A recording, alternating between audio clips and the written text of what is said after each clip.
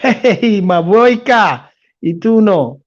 Kina atiao no. That's welcome, sisters and brothers, and that's in the Taino language. Dev, can you hear me? I sure can, my man. How you There doing, you go. So Ceelos? we're live. It looked like we had a little bit of issue with the volume, but I think everything is coming together, man. So hey, peace and blessings to everyone out there. I have a special guest here right in front of me. You can see him. His name is Dev. We call him Dev, the sax dog, the sax man. So what's up, Dev? We got some stats back to home. We getting some more static. Hey, how you doing, man? It's good to see my brother. Great. Okay, Hold hopefully, on. Let's see you know. what happened here. Hold on. Give me a sec. Let me see what's going on with the mic. Okay. Okay. Echo. Can you hear me, I can hear you clearly and Ceelos? better too. Yeah, No? yeah. Hold up. Can you hear I'm, me now? mm, You can hear yeah, me, right? I can Yeah, hear you. Can you hear me? I'm getting static from you, brother. I'm getting a Okay. little static. A little bit. I got a little static just now too. I tried to unconnect it from the speakers, but even when I just use the iPad speaker, it's still Yeah. getting the static. No, I think it's a connection thing. You know what I'm But saying? It's a connect. I hear you again. I hear you clearly. You I hear don't know. me clearly? Yeah, I think it's just a connection thing. But anyway, this is Derrick Bell. So, Dev, first question I always ask everyone that comes on: what instruments do you play? Okay. Well, primarily, I'm a saxophone player. I gravitate more towards the tenor sax, but I do play alto and soprano as well. I also can play a little keyboards Mm, I've been producing music right through my digital audio workstation software and nice. composing music now. Yeah. So Okay. Okay. So yeah, this is a sax extraordinary sax player here. And another question I always ask guests is where did it all start? Where were you born, my brother? Where were you well, born? yeah, I was an army brat, man. I was born in Augsburg, Germany. My dad was in the service. Um, I don't remember much of it. By the time we came Mm. back to the States, I was probably about 2 years old. And So where were you born again? in Germany, in In Augsburg. Germany. Yeah, my dad was Wow. stationed back there in '58, or Okay. yeah, like 50. I think '59 actually Okay. to 60. It was, and yeah. So I was born there, and then we came back uh, to the States when I was just a little tyke, and Mm, we went from there. My dad was restationed when he got back from Germany in Fort Lewis, Washington, in Tacoma, Washington, and okay. then And so is there like a history in your family? Your father a musician or anybody in your family, your mother that you know of that were a musician, or are you the first of your family to actually, pick up an instrument and play? yeah, primarily. I mean, no real musicians in the family, but music lovers for sure. My That dad, works. yeah, my dad and mother were really, they were into dancing. My dad was really into dancing, and so was my mom. Nice. And we had all the great albums, man, Yeah. back in the day, back in the '60s, man. Their album Yeah. collection, all the Motown, the Ray Charles, you know, Mhm. the So Aretha. that's where you were exposed to that music. That's where your love came from, right? Yeah, it really happened after my parents broke up. Okay. They divorced when I was about 6 or 7 years old. Okay. My dad left all of the albums that he had, when they broke up, and Hmm. he had a lot of jazz, So and my mom didn't listen to a lot of jazz. She listened to more of Mm. pop and or soul, R&B, Soul music, R&B, Yeah, yeah. that was Yeah. her Yeah. thing. She listened to stuff like Tom Jones and stuff, Hmm. the Everly Brothers and all that stuff. Yeah, Tom Jones, my mom's too. They So love Tom listen, Jones, man. I how did you pick up an instrument? At what age did you start playing? I mean, what was the catalyst? I mean, what led you to pick up the sax, especially? Well, I didn't actually think about it, but when I think about those days after my parents split, uh, listening to some of those albums that my dad had, they were just sitting there. We had a turntable. We had a great stereo system, man. He brought back from Germany. You've heard of the German, well, I know in the Porsches, and then they use Blaupunk, and which is a takeoff from Grundig. Okay, so I know the Germans had technology, that very so ahead of its time. Yeah. he brought a stereo, man, with it came with two extra speakers. We're talking early '60s, man. It had a tape deck in it and a turntable and a Nice. shortwave radio, which was designed. When you looked at the radio, you could get all these different stations in Europe. They had different cities in countries in Europe that they picked up radio stations. But when we were in the States back in that day, we couldn't pick that stuff up with that. But I used to, he had Horace Silver, Sonny Stitt. He had, he had a number of stuff, man. And I used to just put it on, and I always dug it, man. And I even as a kid, when I used to walk to school, I'd be whistling some of those tunes, man. Some of those like tunes, those classic tunes. Yeah, like Shiny Stockings, man. Yeah. Tunes like that. And then, I really got into, like you said, some of the jazz messengers and that kind of stuff. Just as a really young kid, it was very interesting to me, man. So now that jumps forward to after. Yeah, when you picked up the sax, what? So what happened was we eventually moved to Southern California in 1969. And I was going in the 4th grade. Then they started busing, okay, in the city of Pasadena, where I grew up there for most of my formative years, there. Okay. And they were offering, the school that I got bused to was on the white side of town. Of course, they got more money, more resources, right? So they were teaching instruments there. And my mom said, I think it'd be a good idea for you to play an instrument. And I was open to it.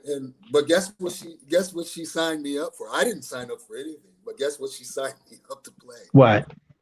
The French horn. That's an interesting sound, tone, French horn. Wow. Beautiful horns. They're very difficult to play, from what I understand. I never played it, but I know you'll probably remember this too. I went to school the first day to meet with the music teacher, and you know how they used to have those posters, and they'd have the woodwind family, the brass, and all the percussion. You had little posters up there of all of the instruments, and man, I just look at that saxophone, and I'm like, man, I want to play that. You was in. I did it. Man, what age? What age? What schooling? What age were you at that time? Yeah, I was in the 5th grade, so that would mean I was probably maybe 11 years old, 12 years old. Yeah. And it was a struggle, man, because our family couldn't afford to buy me a horn. They rented me. The first horn I got was what we called a beginner's sax, and it didn't have all the keys you see on a regular saxophone. Right. It was designed pretty much to get you started. It was an alto. Wasn't the greatest looking thing either, but they were renting that, and I started on that, man. And I played 5th and 6th grade, and then I had a setback in my 7th grade year when I entered junior high school, which now they call middle school. Middle school. I ended up. We had some hard times. She couldn't afford to keep renting for me, so I missed my whole 7th grade year of music. That really messed me up. I was mad, because I really enjoyed playing, and I wanted to continue to play, and we just didn't have the resources. But there was one thing I came to at the end of my 7th grade year. I said, I'm gonna go talk to the school band director and see if there's a way. I just lost you. I'm sorry. I got to change my thing around. taking My screen just went. There you go. yeah. Sorry about that.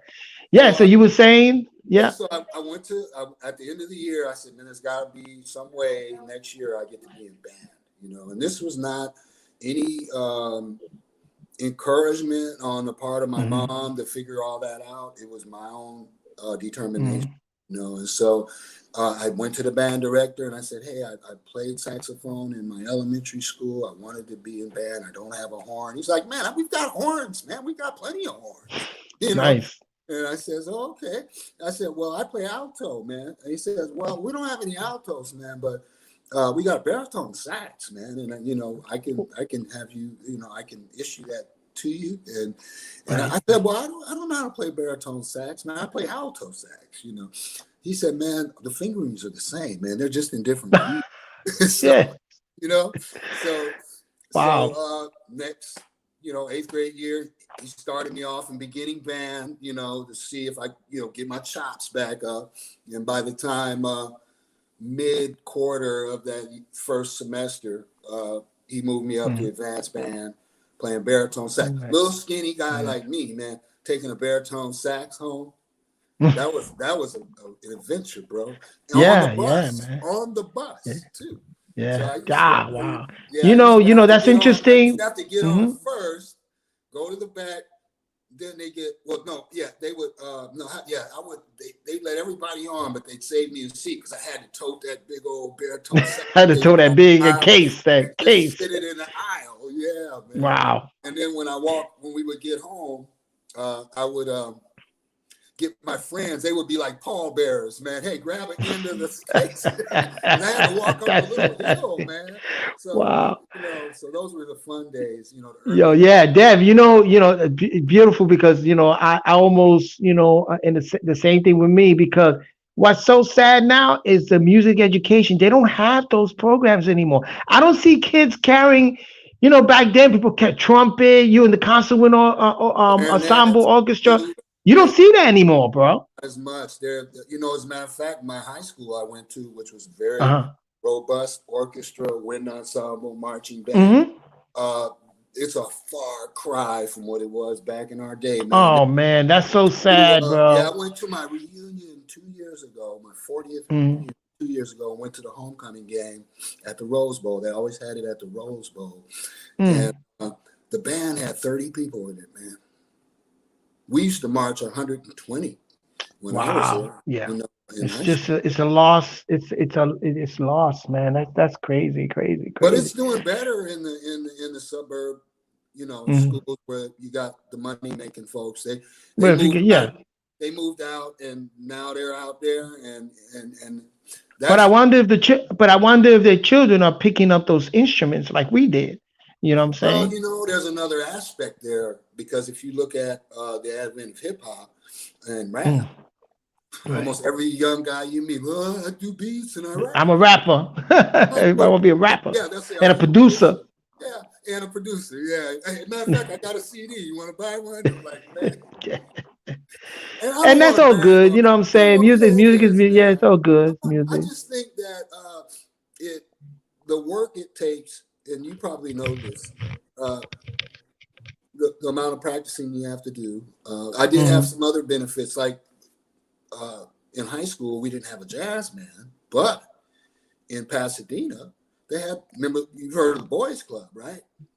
Yeah, The the Boys boys club. Club. Yeah, Well, it's boys and called girls the club. Boys and Girls Club now. Girls Back then, club today. Yeah. they were separate. Yeah.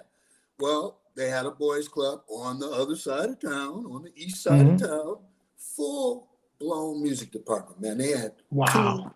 two jazz bands, two teachers, instruments. We would get to And you got go. involved in that. You got involved with them. Yeah, some friends that I met Nice. in the neighborhood were members of the Boys Club band, and they said, "Hey, man, Wow. we've got jazz band and all that there.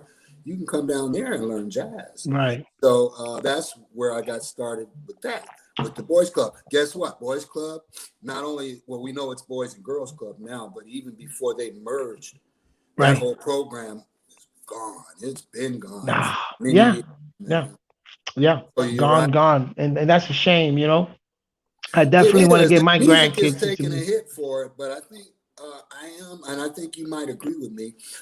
if we stay off the radio and we Mm-hmm. look into our streaming environments or places like YouTube or wherever, you'll find that I think we are turning a corner. I'm seeing some young musicians that are really on top of it, man, and they're Good. talented. Yeah. Do you agree? Are you into that? I Yeah. know Yeah. No. I No. used to, I've I seen used to some on Sundays. extraordinary musicians that young, but they the interest is there. But what I'm talking about, music education, you had to take an instrument, and those that were very interested, invested, and show that inner talent gravitated towards an instrument and further it went on further, because I come from that That's whole true. music educational background, Yeah, and from you're right. high school all the way to NYU, you Yeah, know. you're right, man, and you don't see that much these days because No, a lot of people don't realize. Just like when you put your kid in sports, it's kind of the same thing. It's not a same thing. matter of you becoming a professional or anything like that if that's not your thing. But there's so many things you learn, man, by learning Yeah, music. those It curriculums are, you can become helps you become a better all-around student. well rounded. Yeah, yeah. Exactly. So tell us about, so what was your first band that you played with as far as out of the school system? Jazz. What was your first band, and have and who did you work with at that time? That kind of Well, like, man, yeah. Well, actually, when I was in the ninth grade, there was some seniors they were seniors that year when I was a freshman in high school, Mhm. and I got in my first kind of garage band, but we did do a couple gigs. I was super green. They played R&B, Ohio Players, Commodores, Right. stuff like that. Yeah. And back then, the cassettes weren't even out, but you had to learn it from the albums, man. So I would go to Hmm. rehearsal, man, we need you to learn Sweet Sticky Thing or something like Ohio that. Players. Yeah. Yeah, and then he would say, "All right, well, go back in the room back there. I got a turntable, man." And now was the first time I had to try to use my ear because I was used to Yeah. reading music. Right. And then you had to keep lifting the needle, man, and let me hear that lick one And more get time, that part. and then you Wow. try to get it Interesting. right. So that really Yeah. kind of helped my ear part of things, right? Yeah. And Yeah. so then after graduating out of high school, man, I made an attempt to major in music at Cal State University Northridge Okay. And uh, that's in what, Texas? in Cali. And Cali. All right. I Okay. was still in Cali. I was living in Okay. Pasadena. Was at Southern Cal, just Yeah, outside of Southern Los Cal. Wow. Beautiful Nice, city. nice, Beautiful nice. city. That's where they have the Yeah. Rose Parade and stuff every year. Yeah. Where's so the Rose Bowl, the Rose Parade, that's in Southern California, right? Yeah, that's in the city of Pasadena. Okay. Beautiful Okay. city. It's right by Pasadena. the San Gabriel Mountains. Very scenic. Hmm. It was a cool place to live, man. If I could Hmm. afford to live there again, I probably wouldn't mind. Yeah. Yeah. It's very, But very uh, inclusive. but yeah, man. I After I Hmm. got out of high school, Hmm. I went to college. Okay. I ended up on probation after the first semester. you know, Many and of us. 'cause I just didn't have any support, man, from the Yeah. house. It's, yeah. Our family does not have a legacy of folks going to college Right. and graduating. Right. And Right. me and my older sister were kind of like, they were expecting to see that from us, Yeah. but Yeah. I just didn't have the proper support. I had a lot of financial problems the first semester. Yeah. Financial aid wasn't right. I was staying with a Right. buddy because I didn't get a dorm, so I had Mm. to shack up with a homie for a minute until my stuff came through. And then, Wow. but then moving on, man. So after that, Mhm. went down to San Diego, and Meanwhile, you was playing with bands and playing with musicians. I was That still type in of. the learning phase for the most part, Okay. Okay. but I would say 1980, I graduated in 1978. So after I came back to LA from San Diego, after I spent a year or so Hmm. there, me and some old high school buddies started a band called Summer. We called it Summer Sound. And Summer Mm. Sound was a great band. We played a lot of contemporary, I guess smooth jazz was now, so we were playing, Grover, Mm. Freddie Hubbard And there was punch, stuff out, doing yeah, gigs. we were playing tunes out of the fake book, and stuff like that. And our drummer, his dad was well plugged into the LA music scene because he used to promote and book concerts. So we got an opportunity one year. You might remember one of the famous percussionists, Willie Bobo. Of course, Willie Bobo, yeah. Okay, at this Icon. time, Willie Bobo, man, was dying. Okay, he was Mm. this was right around the early '80s, and they had a big show at the Mm. Musicians Union, and Mm. they invited our band to open up. And guess who else was Nice. there, man? Freaking our boy Pancho Sanchez was there too, Right. and with his band, and Nice. this other big band. So we started doing. We did some gigs in that band for a while. Most of it was we would play at parks. We weren't really playing at too many clubs per se. Mm. That didn't really start to happen until I got a little bit older. After Summer Sound broke up, Mm. I started connecting with different people. I would say on the level of trying to think of a break point where it was different from just being some really young cats, like Summer Sound, which we Right. still sounded quite good. We had some Right. pretty good musicians in that band. It was a great way to Good. get started. And then, but I would say as far as starting to see some paid gigs, probably wasn't until I was in my later 20s. Mm. Started picking up stuff, playing with bands that did covers and stuff like that, and doing weddings and all that, Mm. and I did my first road trip with those. It was just a weekend road trip to out your way, Hilton Head Island. To where? Hilton Head Island. Okay. Hilton Head. That's I don't know if that's North Carolina or South Carolina. It's one of those two. It's right. Mm. I think it's It was North a big, Carolina. it was a big corporate event for Caldwell Bankers at the time, and this band I played in, they did a lot of the 60s R&B Okay. and So they stuff did a like lot of they did conventions also, convention work. convention work, and they had Okay. they had an agent, so we played at rap parties up at what they call Damn. rap parties for Mm-hmm. the end of a filming season. So we did a Yeah. number of gigs up at Universal Studios. Wow. And back then, bro, you remember how like now we still be talking about people taking the $100 gig, right? We call it the $100 gig. That's the one where you don't get paid your worth, right? Mm-hmm. I was getting paid back then, just like I never got Good paid one. less than $250 a gig with those guys Yeah. back then. Yeah. We were Yeah. a Back then. Yeah. good band. I got my chops. Yeah. As a matter of fact, I was really fortunate because there was a sax player I knew in our Buddhist organization that he was supposed to go to Hilton Head, but he couldn't do it. So he referred me to the Mm. and they started using me after that until Mm. I left Cali to move Mm. down to Florida. That's what I was gonna ask you. Segue to Orlando, Florida. I mean, you didn't live in Orlando. You live sort of like Okay, I up. can't hear you now, Ceelos. Okay. It's Yeah, I was gonna say segue to Orlando, Florida. Can you hear me yes, now? yeah, a little better. Choppy. It's still, Is it better now? no, it's still kind of.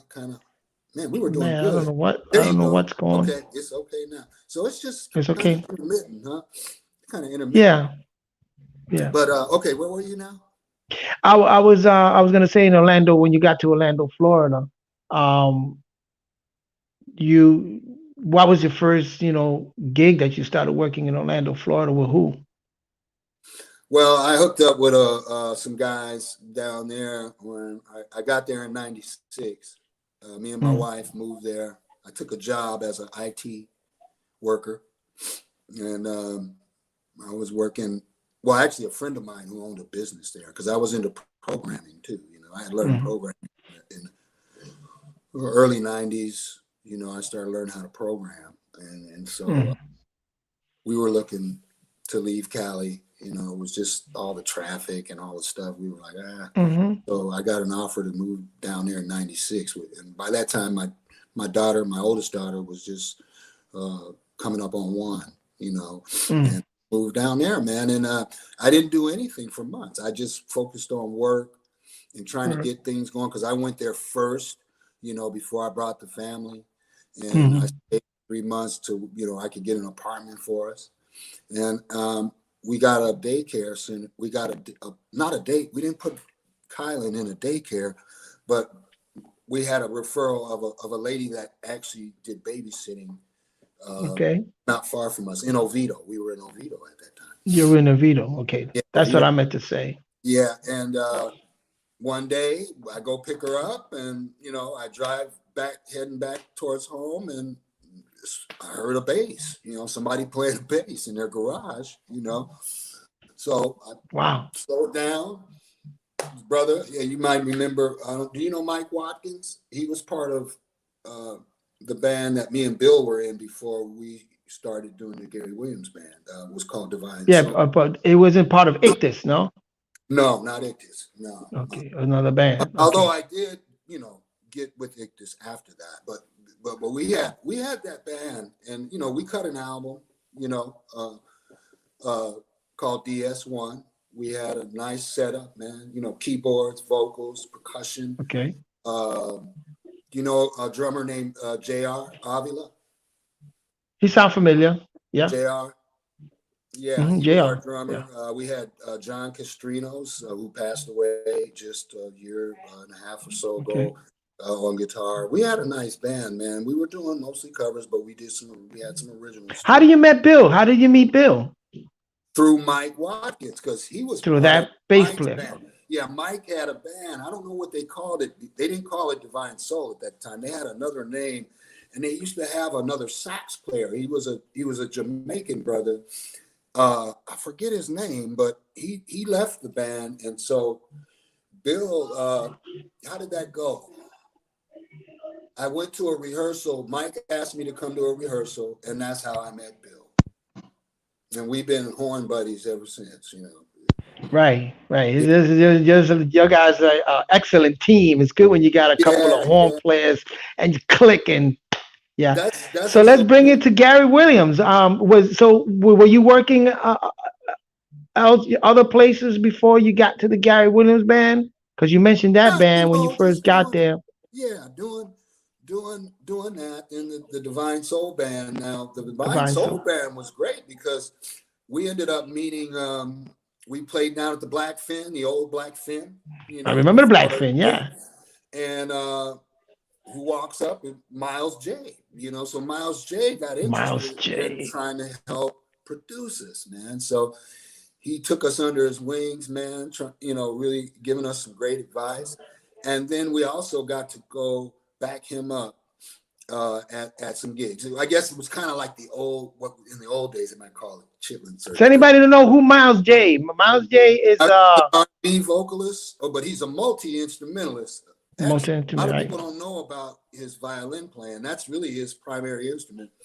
Right. But he's known for he's that crooner, slow jam. Right. He had a couple of hits. He had 3 or 4 hits in the late 80s and 90s. He worked with Teddy Pendergrass. That's right. He worked with Phyllis Hyman. A lot of people, man. He even sat in for one of the guys in the Village People, man. He did one tour with them. I guess one of the guys, it was the guy that wore the cop uniform.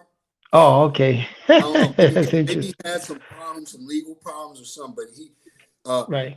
And so they hired Miles for a year to go on tour, to do that. But Miles took us, man. He took us with him to back him up, so he wouldn't have to use tracks and stuff, Nice. And then that highlighted off with in what was that,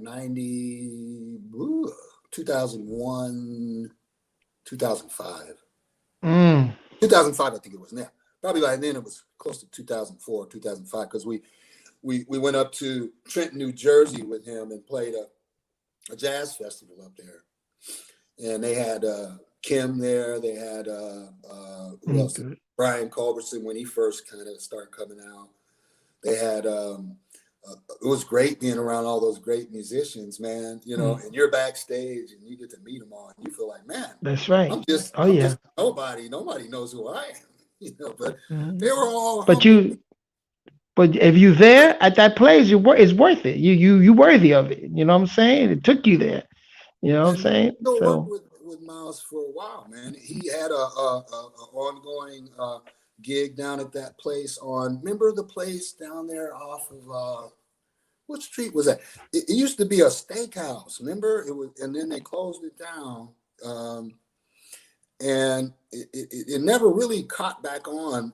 I know they did. I think I know what you're talking about. Yeah, I caught a couple of. It's right. It's on one of the main streets. I don't know if it's on Orange and. I forgot those names. Yeah.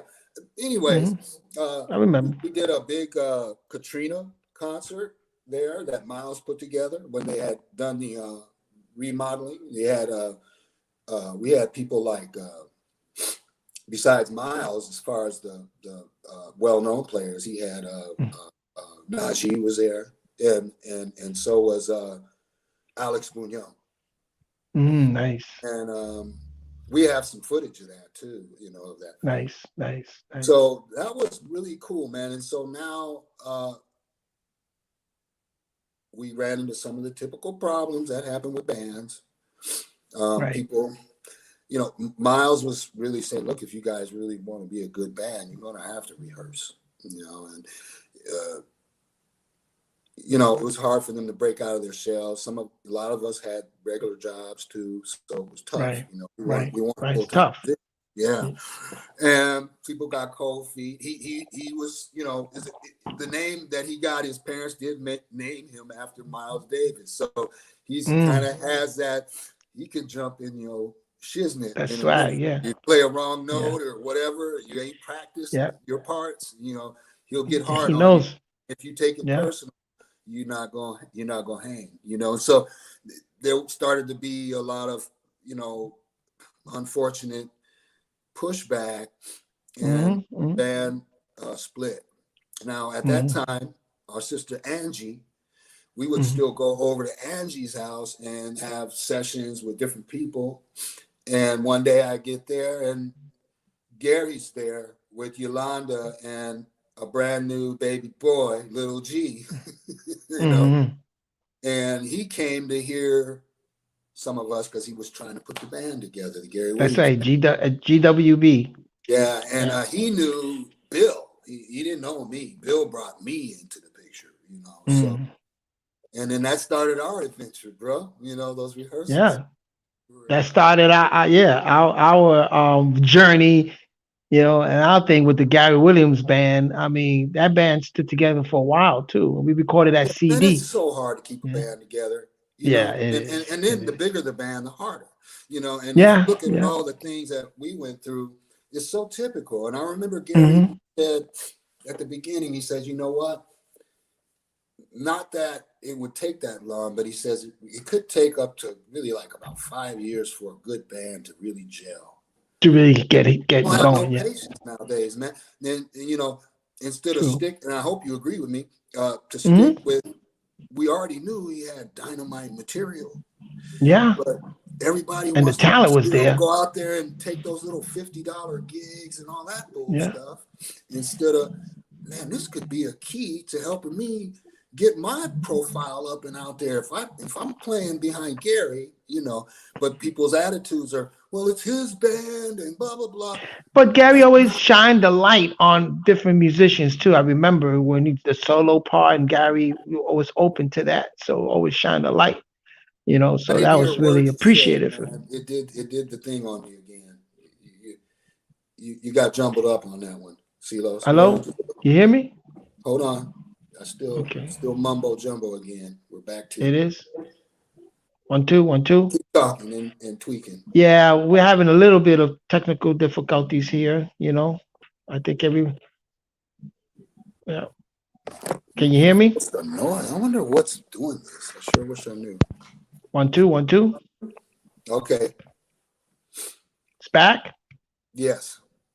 Okay, we're back. Yeah, no, I was saying about Gary Williams that he featured a lot of the musicians a lot of time when we did a gig or something, or was it featured. You know what I'm saying? I look at the old clips and I hear Gary ain't Dev on sax. You know what I'm saying? You got your solo in. I got Carlos on congas. Percussion and we, he. That's what I like about Gary. He really features the musicians. He's a And good the talent he showman. reckon. He's a great showman. Yeah.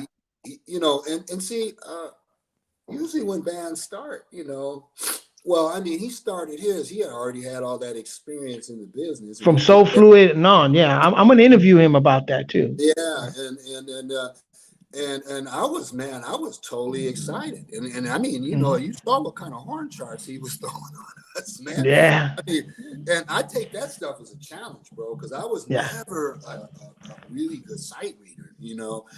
I was never an excellent sight reader, and so I had to really shed on that stuff, man. But it built my playing up because Gary had some pretty interesting ideas, with his Yeah, arrangement. awesome ideas. Yeah. Yeah, and gosh, man, we sure had some. We dropped some people's jaws, man, at some of them shows That whole over at section Social, was especially those your earlier guys. shows, man, when we still Yeah, like right. Well, I think what we maybe only did one or two before Howard moved on, but right. then we ended up with Oscar, right? I believe right. Hmm. That then Oscar came in kind of green, but he got better and better, Much better. And Recorded the CD. Most of the songs on that You Think You Heard It All CD, yeah, which is yeah, phenomenal CD, man. great. Yeah, you got it. Oh, and we had no backing, nothing. I mean, that's another time, probably another discussion we should have with a couple more people where we talk about Well, that because I spoke about that in the podcast, especially with Rico Monaco about the business aspect. Sometimes, you can seed an idea, but it has to have elements. The ingredients got to be right in order to see this grow. And a lot of times, oh man, you're finance is bumbling up so again, important. man. Oh I man, can't hear you, Jesus. brother. No, how about now? Keep talking. You hear me now? No, some more static. Oh man. Hmm. It could be, because we're working off Wi-Fi. We're having a great time here, man. Uh, Yeah. I hope everybody else hears what we're saying. I hope this I static think is everybody's yeah, I think everybody hears it. Like I said, guess you'll know on the recording.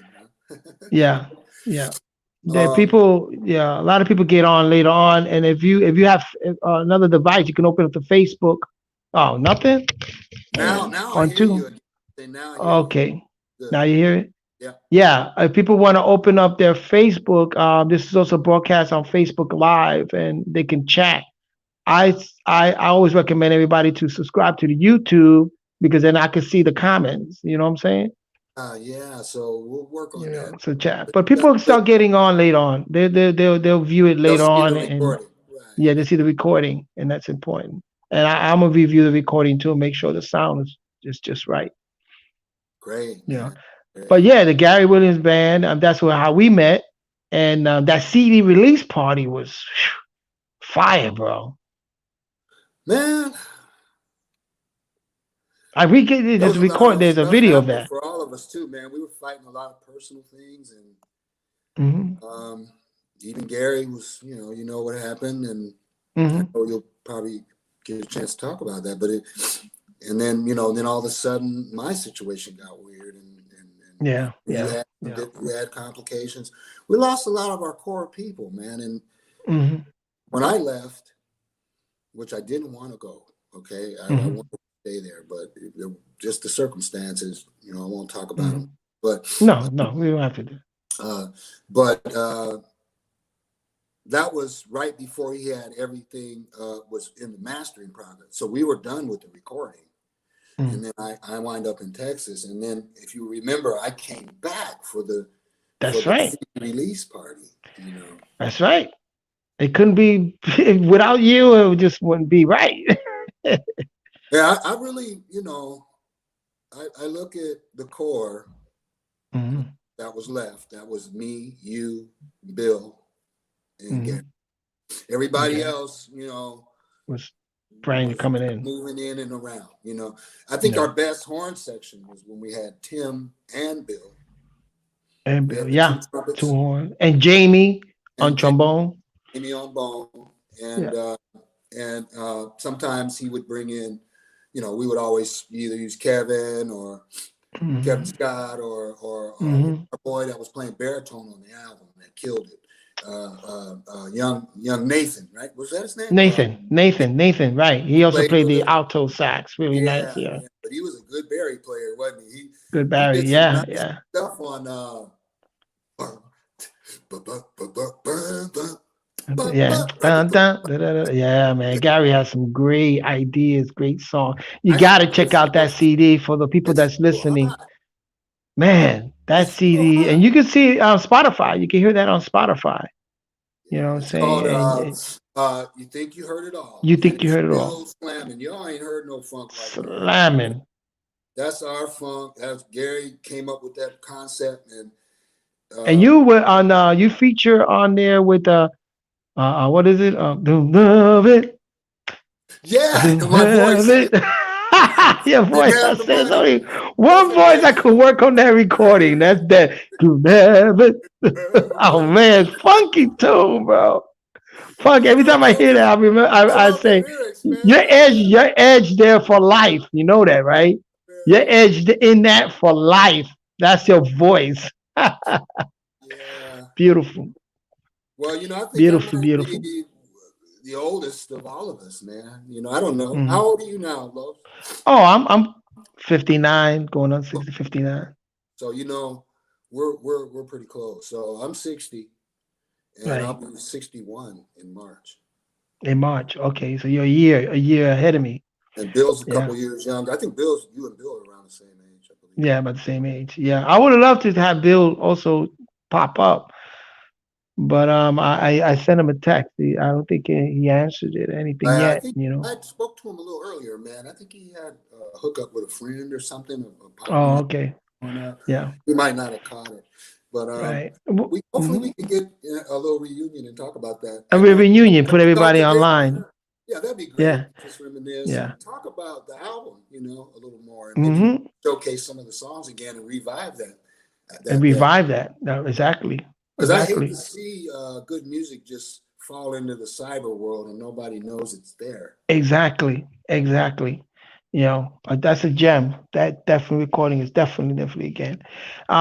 So while you was playing with Gary Williams, did you get to play with Ictus, with Bill and Oh, Ictus? oh yeah, that was an automatic because you know anything Yeah. that Bill was, he gonna stab, you know. So Yeah. yeah, Yeah. and That you was know, that we was nice. also did a Ictus, lot of fun gigs with him. fun Yeah, gigs with Ictus. yeah, Yeah. yeah. It was like set gigs that we knew every year It around. came You every know, I was, year.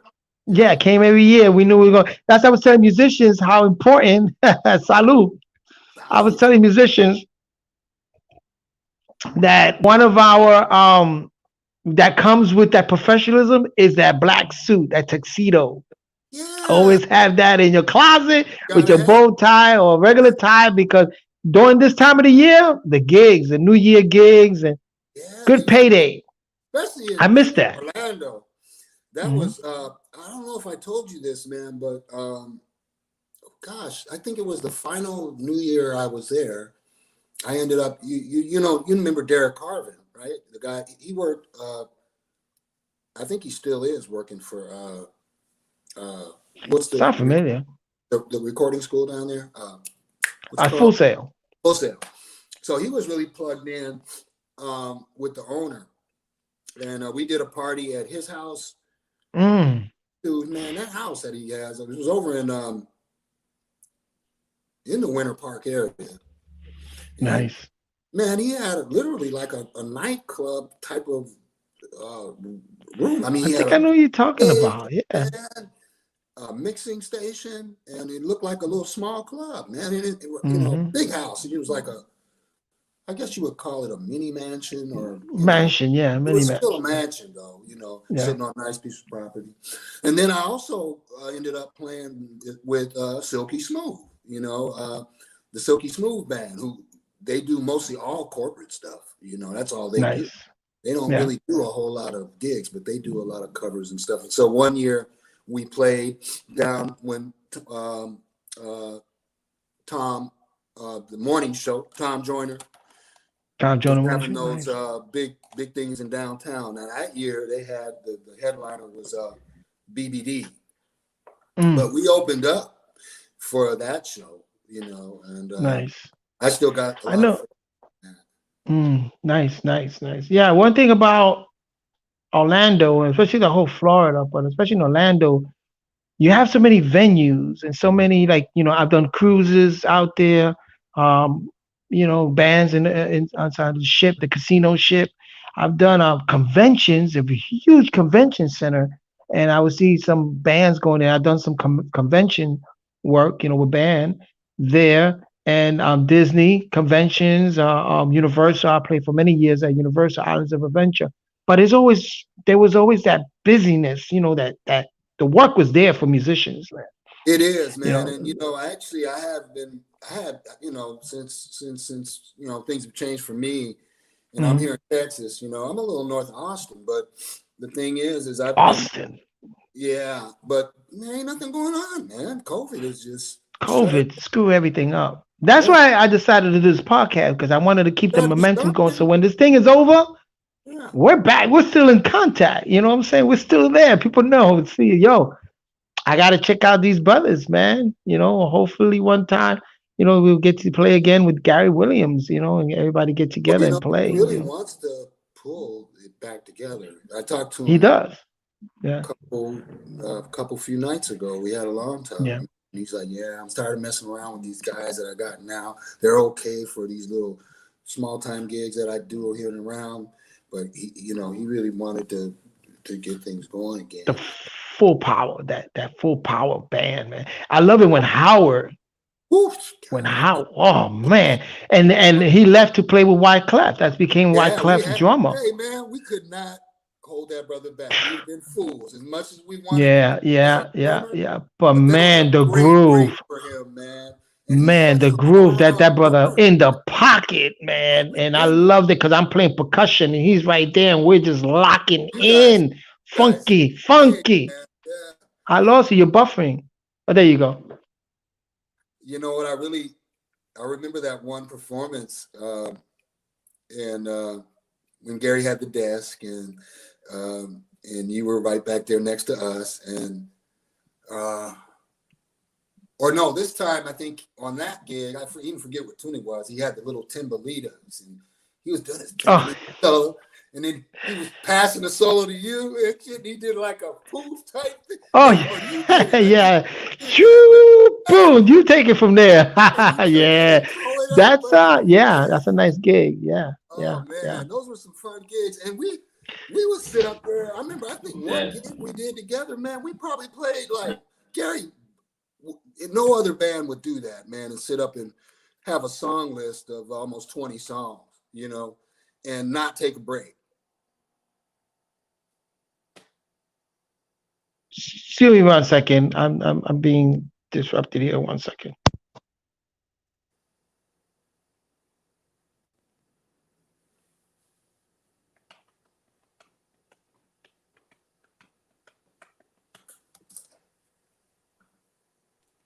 I'm sorry about that.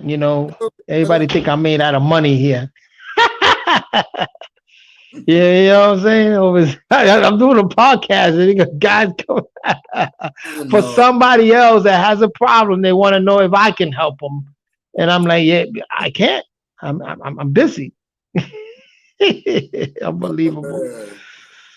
Yeah. Man, I tell you, those are some golden days, man. Since I've been Hmm. here in Florida, I've been in Texas. I Hmm. hadn't really spread my wings. I had a lot of things that were stopping me from doing that. But what I did do is I focused on my writing, and That's that's we want to talk about that. We want to speak about that. about the project you got going on right now because I heard some of the stuff awesome. You even asked me to if I'm set up so I can do some recording and shoot Yeah, over there. I'm not set up like that yet, you but will be. man, I definitely would like. I'm working on it, but what I'm saying. I definitely, gonna do work with you definitely in the future, no doubt. I Well, you mean, will you know you what I'm will saying? my first call, man. I mean, I've been having to use uh Ceelos samples and stuff to get my Hey, percussion. you're welcome. You're welcome to. I'm gonna send you a little something to see if you want to, if see if you can work with it. You know what I'm saying? But yeah, being here in North Carolina and it's COVID, I still have to transport percussion stuff over, and you know what I'm saying. And just thinking about upgrading my instruments. You know what I'm saying? Yeah, You know me my too, man. I'm dealing with the same thing, man. I mean, my horns, I want to get new horns, but man, horns, man, you're talking 3,000-4,000 a pop, man. Yeah, wow, yeah, For a good yeah. Same thing with professional, percussion. Yeah, you can't, not easy. and that's where we'll probably have enough time, hopefully, again, to talk about what do we do now? Because if you Right. notice what COVID did right away, not as much. Well, it impacted all musicians, okay, but Hmm. it impacted the ones that relied on the live gig more. The live gigs, the performance. Yeah, Yeah, yeah. so if you don't Yeah. have some of your other skill sets that you're getting into now, like trying to do, Right. even if you shoot, man, even if you're into designing beats, if you can do that, anything Right. that can bring you some more income. And now we have media, which actually visual media, which actually opened up a whole new The avenue virtual for reality. people Yep. like us. See, the stars, Yep. they're going to get their show and play. Hmm. It's the musicians that are out there like ourselves that where Hmm. now we don't have to necessarily do the $100 gig anymore. We can Right. get together in a studio, record a show, throw it up, And um, get the streaming. and Yep. get the streaming. And not only that, if you got subscribers, you can charge people a nominal fee, Yeah. Yeah. $15. You can see us live no Yeah. matter where you An are. event. An event And, bright. and Yeah. guess what? I want to. Yeah. You'll make more than Yeah. $100 because I did That. one Facebook Live. I've only done one, and I did Hmm. that after Gary did one, and I said, "Man, you got to try it. At least try." Hmm. So I put together a little show. When it came on, I had about 40 people in attendance from Wow. across the country. There's some folks from Right. Cali and Florida and whoever was here in Texas. And all I did was put my cash tag up there. I didn't force anybody. I didn't say, hey, but I just said, look, I got my cash tag up there. If you want to send something, that's fine. And I went ahead Okay. about my business, played my music, and for about 50 minutes, and then finished. And Hmm. when I get off, man, that little thing is chiming, man. That little Cash App thing is chiming. Oh I yeah, tell I you got what, mines up for those who wanna, contribute. I always yeah, put it up. yeah, and put it You up know. because you never know. And I was just grateful, man. I wasn't really expecting anything for it. If I could play for 40 or 50 minutes Right. and get, I think I came up with at least a couple $100, man, in tips. Wow. Wasn't expecting it. So that just goes to show you, and especially the people, man, we know so many people, man, that know us and like us. Yeah. Those are your best kind of fans. Those are the ones that are with you through thick Mm. and thin, man. Yeah. And they don't complain about making an offering, or if you say, oh, I've got a show book. Now they got platforms that are doing that for people, where they're Mm. booking shows for you, but they're online. Now that's another Yeah. great way for anybody to make contact, because even if we were back with Gary Williams band right now, and we were also live streaming our shows. Yeah. You know what I'm I saying? want to do that. Yep. That's what has to happen, man. It should be a part of your staple, because if you're working you're not in jazz tastings or something like that, the pay is Right. not really great there. But if you got it going Mhm. on the thing and you got your cash tags up there, boom. Oh, you got Mhm. Reverb Nation? Oh, you just put that on there. Huh? Reverb Nation. Yeah, Derrick Bell on Reverb Nation. I want people to check your stuff out. Yeah, and I've got my Did I lady. spell that right? Reverb Nation? Yeah, Yeah. yeah, that's Derrick Bell. Okay. mm-hmm. So if they plug in Yeah. Reverb Nation, and you can also fan me if you want to stay on top. My latest single, it's kind of the pre-mastered version right now. I'm going to do a Okay. full release, but you can. It's decent. It's my mix, but I'm getting the final mix and mastering done right now. But Mm. it's a great tune, and that's the number one song that comes up on my player on there. And then Yeah. I have a lot of arrangements of different covers, but you can Right. hear my playing, and I Right. did And most I'm of it. sorry, we even try to get that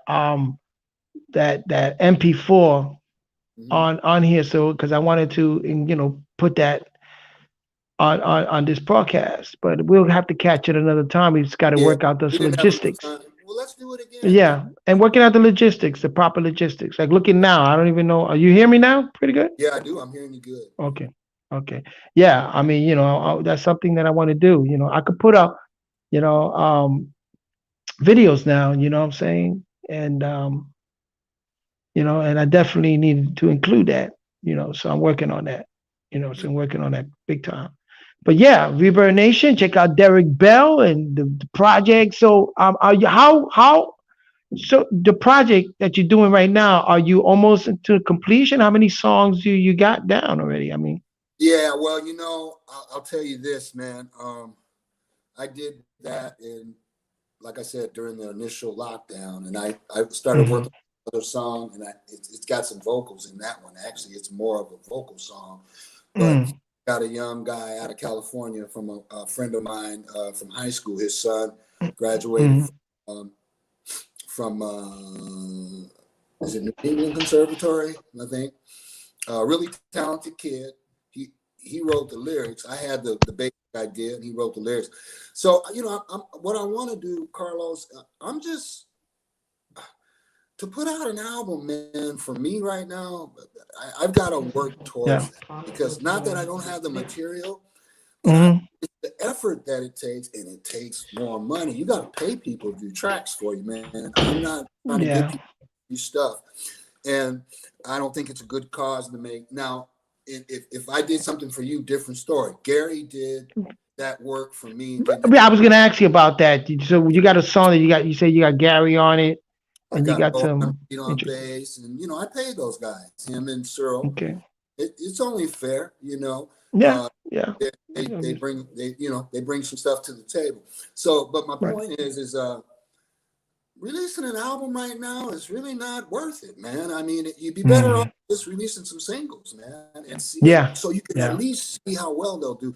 But I yes, will need to have something to follow up shortly after I do the official yeah, release. So I'm working true. on that now. I'm still working on finishing certain songs, but I think it's going to be a little bit because, like I said, I still have to be able to get the musicians I need, unless it's just going to be all me digital production. And I don't want to do Right, that. I right, got to have that right. human element And in then it. when you get up to the mastering part and the mixing part, you could probably do on your own. But it's always good to have someone Years. experienced, like a Yeah. DJ to mix it for you, get that sound. And then the mastering is so important too, to get Yeah. that. So people behind, yeah, salud. People behind the scene, being a musician, those are, Dev is an artist too.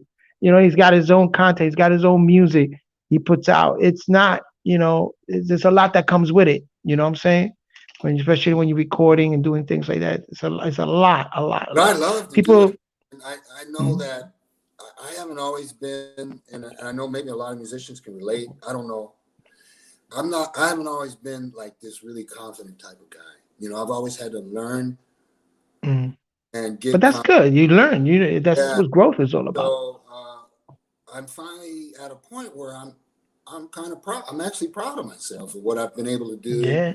and put together, and people like it, and so that tells me that I know I'm on the right track. Right.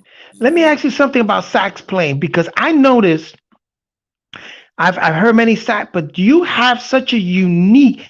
I don't know. Is that Approach. soul that comes Yeah, out through that sax?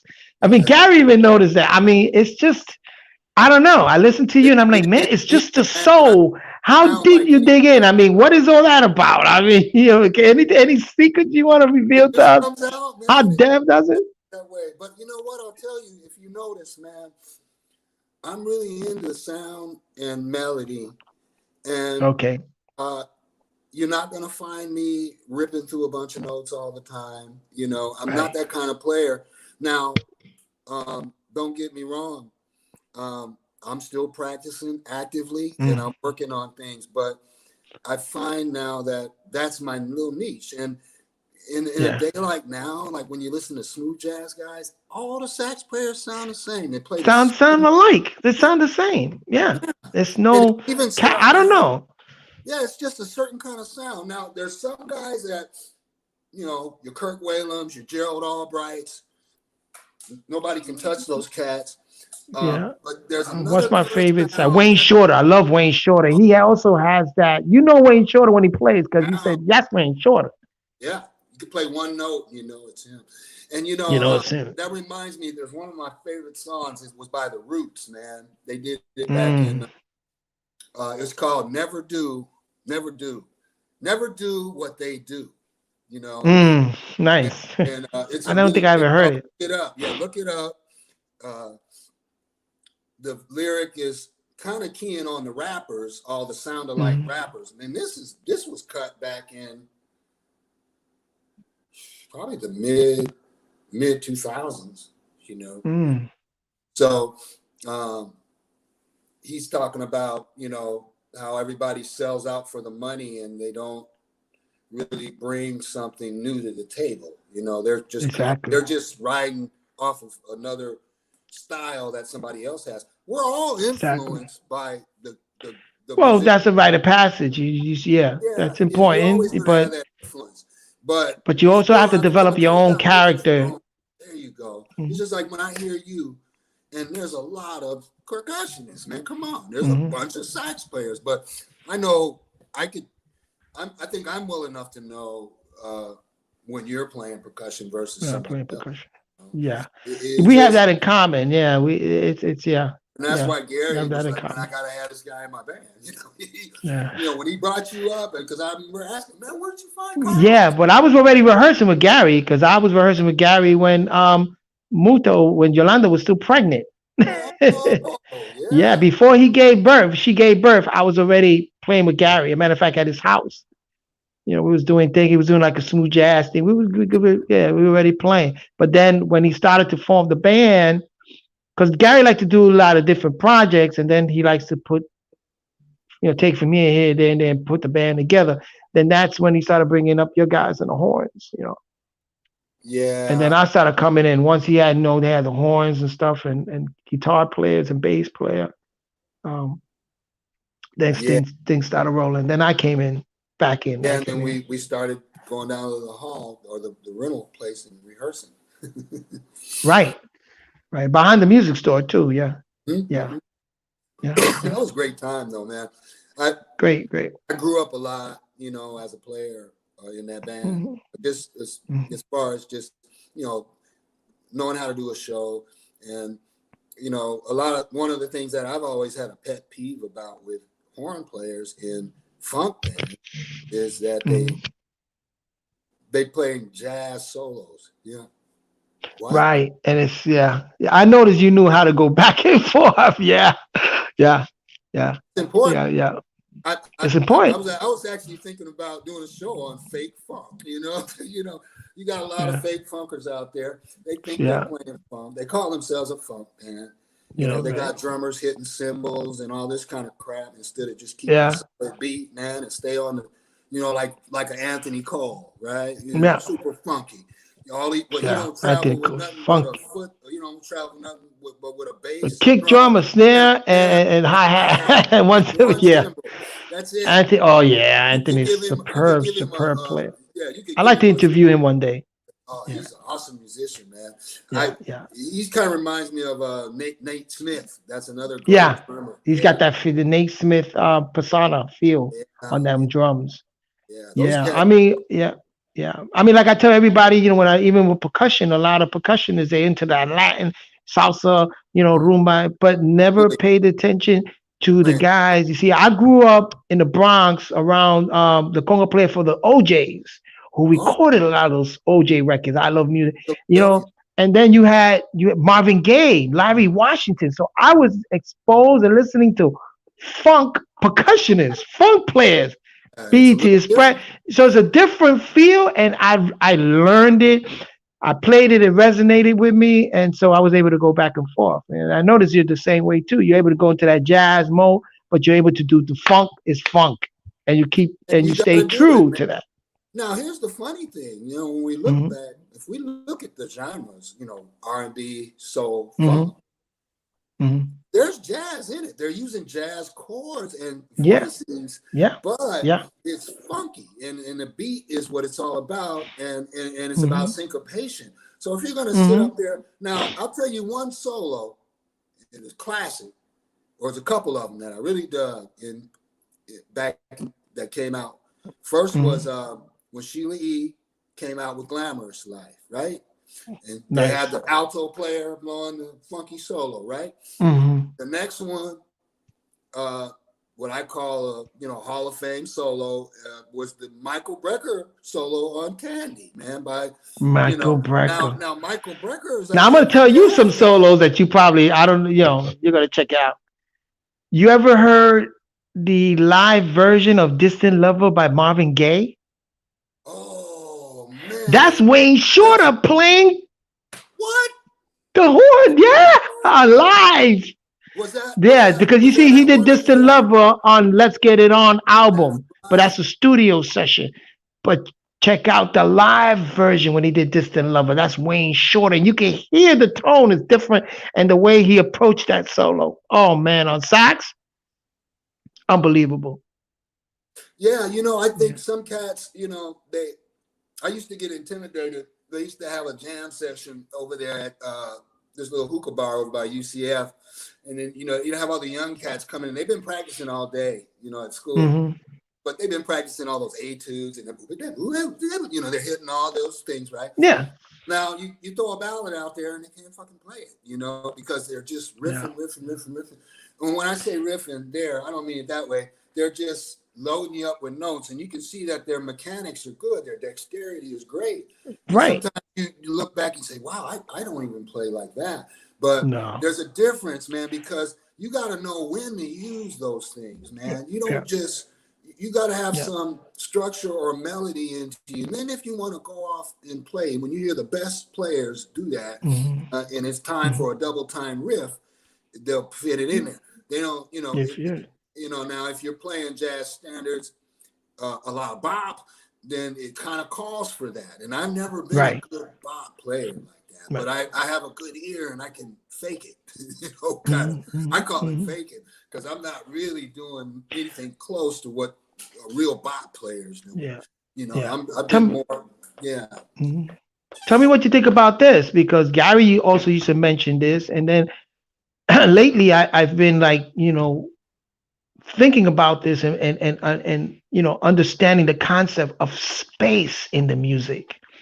You know what I'm saying? And that's Give it very up. important, even as you playing a solo, is that sometimes people don't realize some musicians, some of these young cat musicians, that the rest is a note. You No, know what I'm bro. saying? It's It's silent. on paper, Oh, a rest note. And if you know how to use that and make that space, man, it's that's what it's I it's a do. I wholly play. different ball game. Yeah, that's kind of Different ball my game. my way of playing, man. I think when Hmm. you hear I know that. like my solo that I did on So Fine, Hmm. it is very melodic, Hmm. and it has space. Because Hmm. if you got a bass player like Rohan there on a tenor bass and he's playing these melodic lines, um, and he's using I'm the other contrast to that. So we Hmm. both highlight Okay. each other's playing on that song, Okay. So you hear that when you hear that song. And Hmm. So I never chase nobody else's stuff. I am that kind of guy. I like space, and I I really know. I like see it. I like I heard it.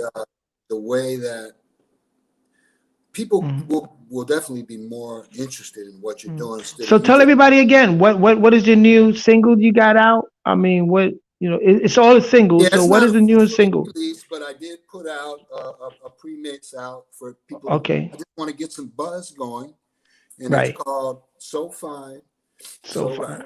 and it's a great tune, Okay, man. so fine. It'll help the brothers out with their lady, man. You know, I mean, Hopefully, I get my email, man. I'll be able to yeah, put it on yeah. on another podcast and say, "Yo, before we get started, check. I lost you. Are you still there, brother? Come back in because I lost you. I lost Dev. But anyway, yeah, I want to definitely be able to put music on this podcast. You know, Dev, if you're hearing me, if you see me, I don't see you, but come back in. You probably lost connection, but come back in. You know what I'm saying? I'll try to hold it until then because I wanted to close out anyway. Yep. Battery died. Okay. Okay. Okay. Let me write him a message here. Okay. Fine. I will close out.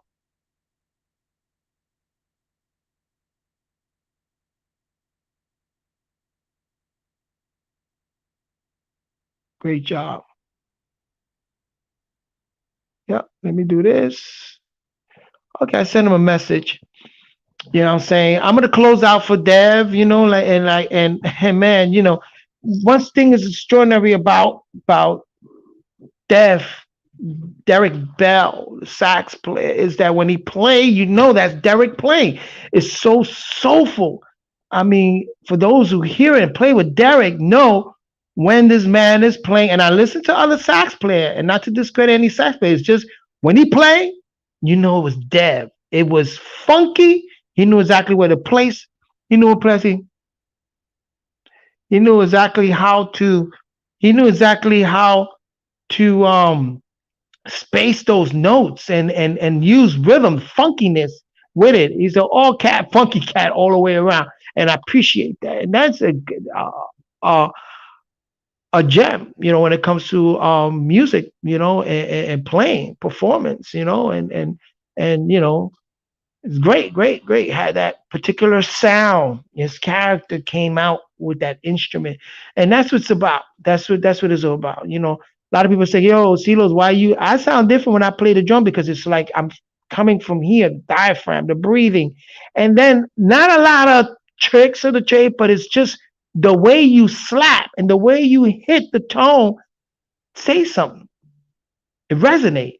And that's the way Dev is on sax. The way he hits those tones, you know what I'm saying? It's just resonate, and I could appreciate that. So you heard it here. That's Derrick Bell, my brother, on the sax. And check out the works we did with Gary Williams. So you think you heard it all. And also check out his new one. He said he put out a pre-mix, So Fine, So Right, I believe, So Fine. Reverb Nation too. Look up Derrick Bell and check out some of the works. But I tell you this, um, it's it's a progression, and you see a very great progression in this musicianship, and I see that in Derrick. The growth is still there. He's growing, like he said. Now he's recording his content, and man, I'm telling you, I love it. I love it. I love it. So we'll end the podcast here. Um, you know, for the future, I got some other, and I would like to bring in Dev again with Bill Moss and maybe Jamie Gonzalez and some horn players. Let them go, talk about, with a band, the horns and everything like that. That'll be interesting, So this has been another podcast. My name is Ceelos Conga. This is Ceelos Musical Chronicles. And so I'm just going to leave you there. Peace and blessing, everybody. And like I said, for the year 2021, for the new year, I'm probably gonna do a podcast Wednesday at 7. Set a day, set a time, so give enough people enough time for them to come in, and know on Wednesday. Let's see who CeeLo's got featured on this interview. What musician? You know what I'm saying? You might be another band leader or somebody looking for a certain musician. Or when we travel to New York, you say, oh, listen, if you're ever in New York, look me up. You know, let's connect again. And I definitely would like to do a live performance. How's that? Do a live performance on StreamYard, stream a live performance of musician, horns, get everything done, and put it online.